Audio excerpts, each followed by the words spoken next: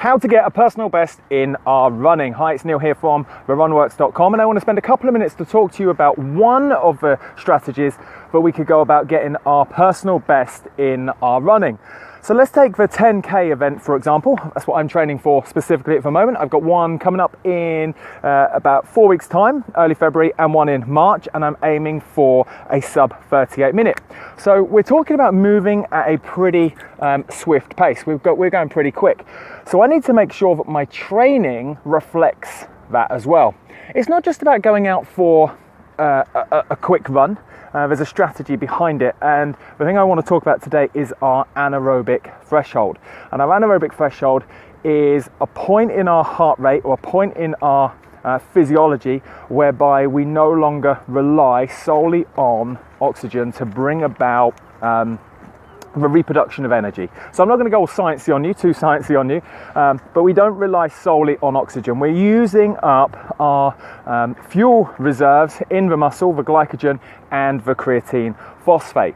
So at this point, the demand on the body is absolutely huge. And really what we're talking about is, as we're moving at a high intensity, we're building up lactate acid, and we want to be able to buffer this and remove it from the body. And our anaerobic threshold is this point whereby we're accumulating more acid than we can get rid of.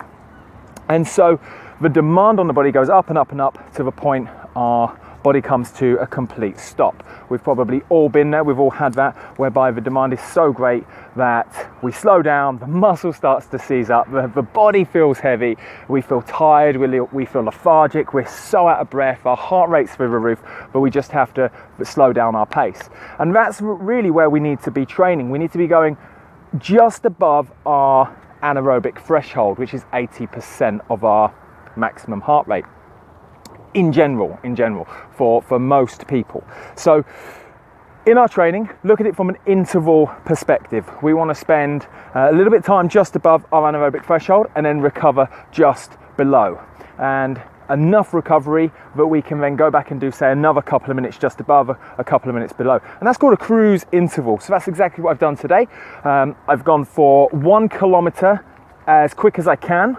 Okay, which is taking on average about 3 minutes 30, and then I'm taking 3 minutes recovery to go below my anaerobic threshold, bring down my breathing rate, bring down my heart rate, allow my body to recuperate, ready to go back into my next interval. And I've just done 6 of those.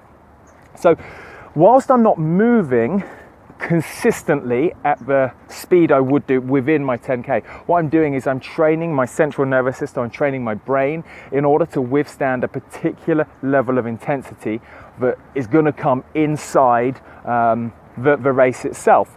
So if I condition myself to withstand those high levels of lactic acid, those high levels of breathing rate, that high heart rate, when it comes to race day, it's nothing new for my body, it's nothing new. I am capable of that demand, and therefore I push past it, I keep pushing, and there's my PB, there's my personal best. Well, that's the goal.